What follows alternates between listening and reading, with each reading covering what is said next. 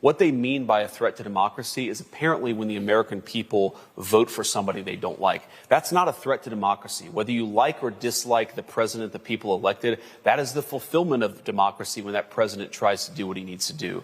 When Joe Biden was president, Judge Ludig came out and publicly said that Donald Trump and his supporters are a clear and present danger to American democracy. Yep. Liz Cheney said he's the greatest threat to our democracy.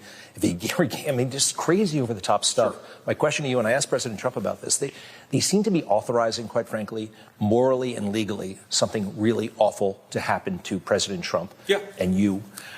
I'd like your reaction to that, because that seems like very, very dangerous. I don't think it's been sufficiently addressed. And is the deep state trying to sabotage this administration? Things that we can't see that you're probably privy to. I mean, it's a big government, and there's a lot of ways they can trip up your agenda.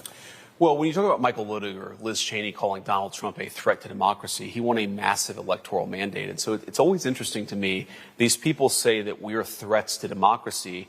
What they mean by a threat to democracy is apparently when the American people vote for somebody they don't like. That's not a threat to democracy. Whether you like or dislike the president the people elected, that is the fulfillment of democracy when that president tries to do what he needs to do.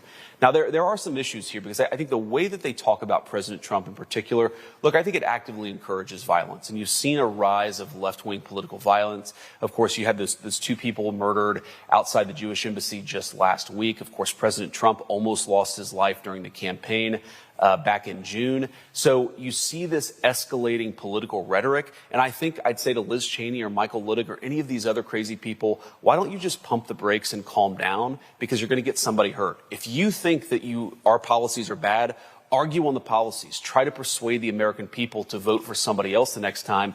Don't engage in the kind of rhetoric that I think promotes violence against the President of the United States. And I think a lot of them are doing exactly that.